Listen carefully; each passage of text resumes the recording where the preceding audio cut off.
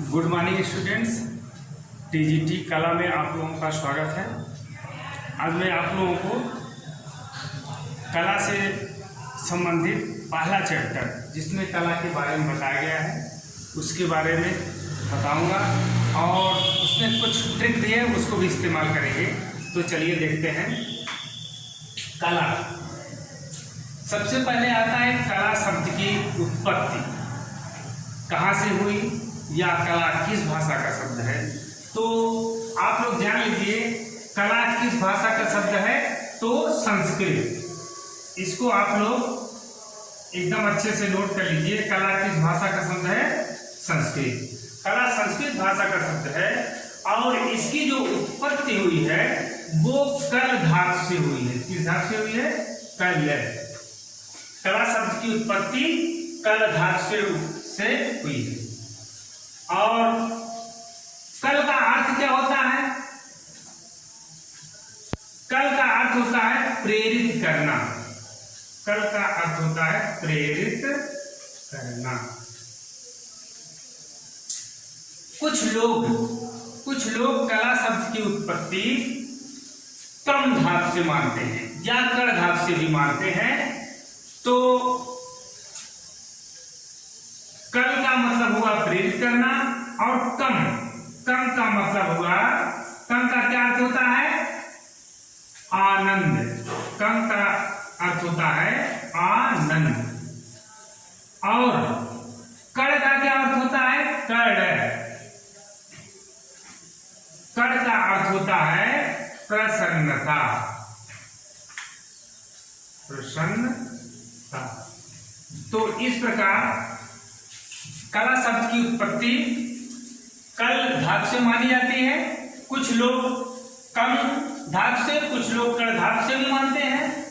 कल का शब्द का अर्थ है प्रेरित करना, कम का अर्थ है आनंद प्राप्त करना और कड़ का अर्थ है प्रसन्नता। इसको हम एक ट्रिक विधि से समझते हैं। ट्रिक से, इसकी ट्रिक है कल कंकड़। कल कंकड़। कल माने प्रेरित करना, कम माने आनंद प्राप्त करना और कड़ का अर्थ है प्रसन्नता। तो ये ट्रिक है कल कंकड़ प्रेरित आनंद प्रसन्नता। पहले नंबर पे कल है, कल का अर्थ हो गया प्रेरित करना। दूसरे नंबर पे कम है, कम का अर्थ है आनंद प्राप्त करना और कल का अर्थ है प्रसन्नता। अब आते हैं कला शब्द का सर्वप्रथम प्रयोग कहाँ मिलता है? किस ग्रंथ में कला शब्द का सर्वप्रथम प्रयोग मिलता है? तो वो है नाट्य शास्त्र। कला शब्द का सर्वप्रथम प्रयोग वैसे तो ऋग्वेद में मिलता है, नाट्य शास्त्र में मिलता है, लेकिन हमको ये समझना है कि किसमें कला शब्द का प्रयोग कला के लिए मिलता है और किसमें कला शब्द का प्रयोग सामान्यतः मिलता है। तो कला शब्द का सर्वप्रथम जो प्रयोग मिलता है वो मिलता है ऋग्वेद में। किसमें? ऋग्वेद। लेकिन ये जो ऋग्वेद में कला शब्द का प्रयोग हुआ है वो चित्रकला के लिए नहीं हुआ है। कला शब्द का प्रयोग कला के लिए सर्वप्रथम किसमें हुआ है? नाट्य शास्त्र में। नाट्य शास्त्र में। इसको किसने लिखा है? भरत मुनि ने नाट्य शास्त्र को लिखा है।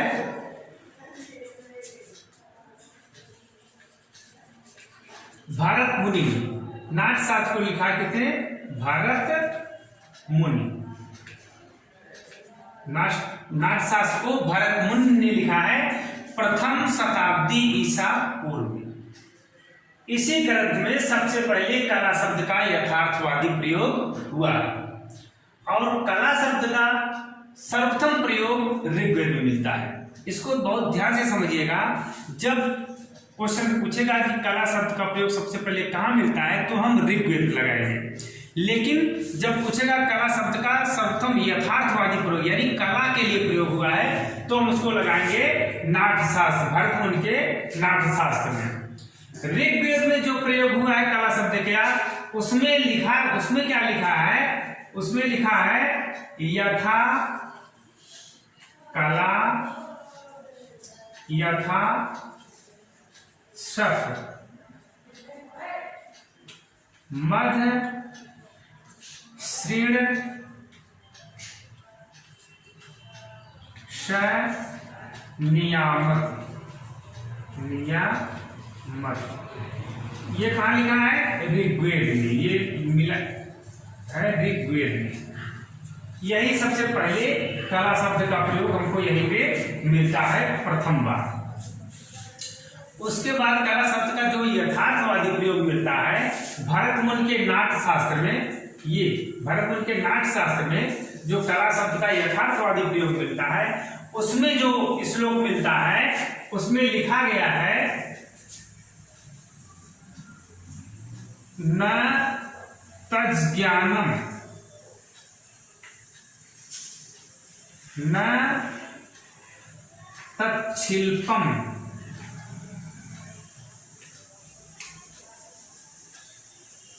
न सा विद्या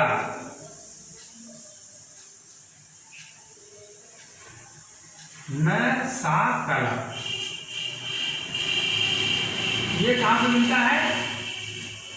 नाट्य शास्त्र में। नाट्य शास्त्र में किसने लिखा है?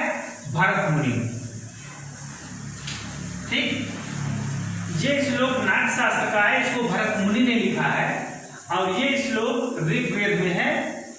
ऋग्वेद में मिलता है यथा कला यथा सफ मध्य श्रीण स नियामक। ये ऋग्वेद से लिया गया है। कभी कभी ये कोटेशन भी पूछ लेता है कि न तज्ज्ञानम न तत्शिल्पम न स विद्या न स कला, किस ग्रंथ से लिया गया ये श्लोक? तो उसमें लगाएंगे नाट्यशास्त्र यानी भरतमुनि। अब आगे कला शब्द का प्रयोग चित्रकला, मूर्तिकला, संगीत, नृत्य, भाषण के लिए किस शताब्दी में हुआ? तो कला शब्द का प्रयोग इन सब चीजों के लिए 17वीं शताब्दी में। किस शताब्दी में? 17वीं शताब्दी में हुआ। कला को अंग्रेजी भाषा में और फ्रेंच भाषा में, कला को अंग्रेजी और फ्रेंच भाषा में आर्ट कहते हैं। क्या कहते हैं? आर्ट। कला को अंग्रेजी और फ्रेंच भाषा में आर्ट कहते हैं। लैटिन भाषा में इसको कहते हैं आर्टम। लैटिन भाषा में क्या कहते हैं? आर्टम। लैटिन भाषा में आर्टम, अंग्रेजी और फ्रेंच भाषा में कला को आर्ट कहते हैं। अब इधर देखते हैं भारतीय चित्रकला का इतिहास। हम जानते हैं सभी किताबों में लिखा हुआ कि भारतीय चित्रकला लगभग 5000 वर्ष पुरानी है, लेकिन ये ईसा पूर्व के पहले का है। आगे इधर 2000 साल, इस समय 2022 चल रहा है, तो 2022 साल ये उसमें जुड़ जाएंगे। यानी आपका 5000 और ये 2000, 5000 और 2000 ऐसे समझते हैं। कला का इतिहास कब से प्रारंभ होता है? लगभग नवपाषाण काल से माना जाता है। भारतीय कला का प्रारंभ जो उदाहरण मिलते हैं नवपाषाण काल से माना जाता है। तो नवपाषाण काल प्रारंभ लगभग हम मानते हैं कि 5000 ईसा पूर्व के लगभग चित्र हैं। तो 5000 ईसा पूर्व वाले चित्र, उसके बाद ईस्वी सन का 2000, यानी करीब हो गया ये 7000, 5 2 7, 7000 वर्ष। तो भारतीय चित्रकला का इतिहास कितने हैं? 7000 वर्ष पुराना है। आपको किताबों में 5000 वर्ष लिखा होगा, लेकिन किताबें पहले की छपी हैं और उसमें 2022 ईस्वी चल रहा है, तो 2200 साल ये भी जुड़ जाएगा, यानी 2000 साल ये भी जुड़ जाएगा। तो 5 2 7000 वर्ष पुराना हो जाएगा। अब भारतीय चित्रकला का संस्कृत से संबंध कितने सालों से है? वो 3000 वर्षों से है। संस्कृत से संबंध 3000 वर्षों से रहा है। आगे देखते हैं कला के प्रकार। कला मुख्यतः 2 प्रकार की होती है। नंबर 1 उपयोगी कला और नंबर 2 ललित कला। उपयोगी कला और ललित कला क्या है? उपयोगी कला के अंतर्गत वे कलाएं आती हैं जिनमें हम व्यावसायिक स्तर वाली कलाओं का प्रयोग करते हैं, जैसे सिलाई, कढ़ाई, बुनाई, रंगाई, ये सब सुनारी, लोहारी, ये सब क्या है, उपयोगी कला के अंतर्गत है। ये हमारे दैनिक जीवन में उपयोग के लिए ये कला बनती है, दैनिक जीवन के उपयोग में लगाई जाती है। लेकिन दूसरी जो कला है वो है ललित कला। ललित कला क्या है, वे कलाएं जिनका उपयोग हमारे जीवन में आनंद प्राप्ति के लिए होता है। किस लिए होता है, आनंद की प्राप्ति के लिए, सौंदर्य के लिए या आनंद की प्राप्ति के लिए। तो ये दूसरी कला होती है ललित कला। ललित कला, अब उपयोगी कला के अंतर्गत बहुत सी कलाएं आती हैं, मैंने आपको बता दिया, लेकिन ललित कला के अंतर्गत 5 कलाएं आती हैं। ललित कला के अंतर्गत 5 कला आती हैं, जिनमें से है नंबर 1 चित्रकला, यहां पे देखते हैं, यहां पे नंबर 1 चित्रकला, नंबर 2 मूर्तिकला, नंबर 3 स्थापत्य कला,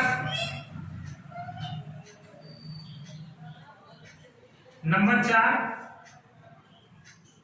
संगीत कला, और नंबर 5 काव्य कला। काव्य मतलब कविता। तो ये हमारी 5 कलाएं ललित कला के अंतर्गत आती है। ये अब आगे है कि पाणिनि की अष्टाध्यायी में, अष्टाध्यायी ग्रंथ है ये, इसको लिखा किसने है, पाणिनि नामक विद्वान ने अष्टाध्यायी ग्रंथ की रचना की है, जिसमें कला को 2 नाम दिए गए हैं, कारू और चारू।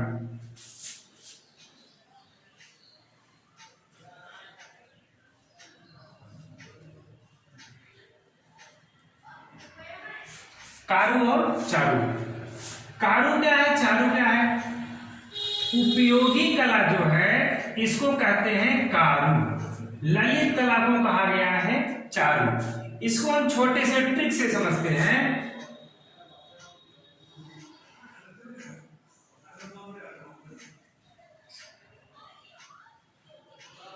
उकाल चारू, इससे क्या होगा, ये हमको आसानी से याद हो जाएगा। ये एक ट्रिक है, उकाल चारू। ऊ से हो गया उपयोगी कला, ऊ का मतलब हो गया उपयोगी कला। उपयोगी कला को कहते हैं कारू, का से कारू, उपयोगी कला, का से कारू। फिर ल से ललित कला, ललित कला को कहते हैं चारू।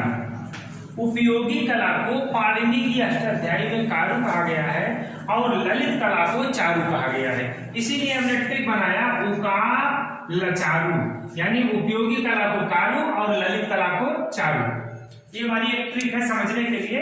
बाकी आप ऐसे याद कर सकते हो, उपयोगी कला को कारू कहा गया है, ललित कला को चारू। किस ग्रंथ में, अष्टाध्यायी में। किसने लिखा है, पाणिनि ने। अब आते हैं कामसूत्र। कला के प्रकार, किस ग्रंथ में कितनी कलाओं का को माना गया है या कितनी कलाओं का वर्णन है। कामसूत्र में 64 कलाओं को बताया गया है। कामसूत्र के अनुसार कलाओं की संख्या कितनी है, 64, जिसमें से चौथे नंबर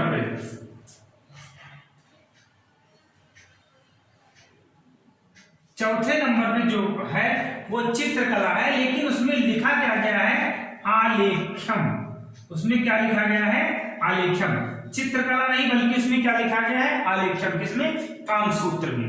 कामसूत्र में 64 कलाओं का वर्णन है, जिसमें चौथे नंबर पर चित्रकला यानी आलेख्यम का उल्लेख है। कला विलास में 64 जनोपयोगी कला का वर्णन है। कला विलास ग्रंथ किसने लिखा है, क्षेमेंद्र। किसने लिखा है,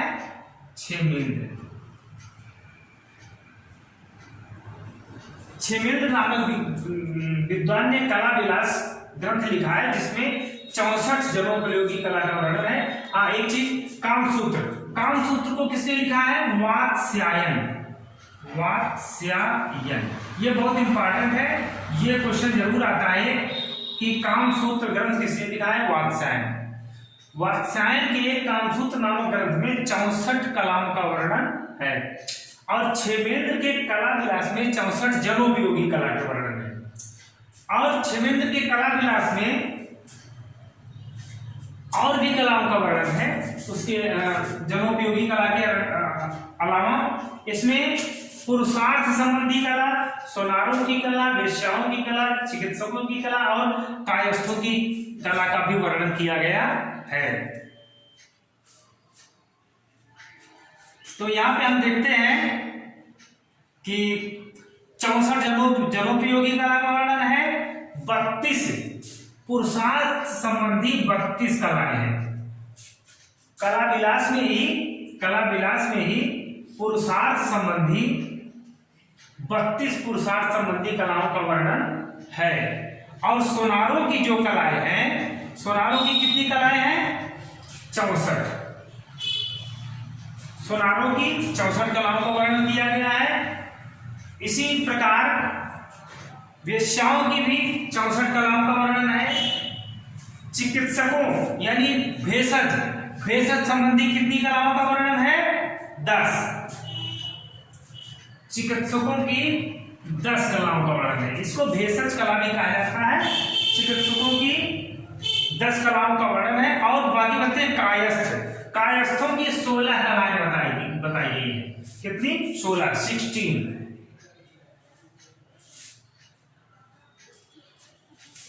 ललित कला में मैंने आपको नीचे बताया ये 5 कलाएं हैं। इसका वर्णन हम बाद में इसका विस्तृत विवरण पढ़ेंगे। आज के लिए इतना ही। तो अगला हम दूसरे वीडियो में लेके आएंगे चैप्टर इसके बाद। लेकिन आप लोगों से रिक्वेस्ट है कि मेरे चैनल को लाइक और सब्सक्राइब जरूर करें।